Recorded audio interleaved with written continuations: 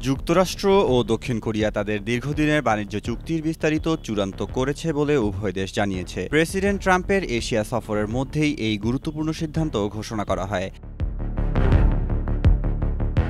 এই চুক্তি অনুযায়ী দক্ষিণ কোরিয়ার পণ্যের উপর মার্কিন শুল্ক 25% থেকে কমিয়ে 15% আনা হবে। বিনিময়ে দক্ষিণ কোরিয়া যুক্তরাষ্ট্রে $350 বিলিয়ন বিনিয়োগের প্রতিশ্রুতি দিয়েছে, যার মধ্যে $200 বিলিয়ন নগদ কিস্তি এবং $150 বিলিয়ন জাহাজ নির্মাণ শিল্পে ব্যয় করা হবে।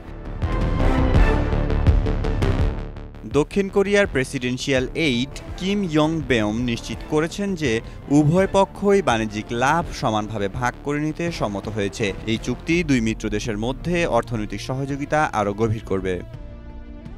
মেহেদী মাসুদ, জনকণ্ঠ।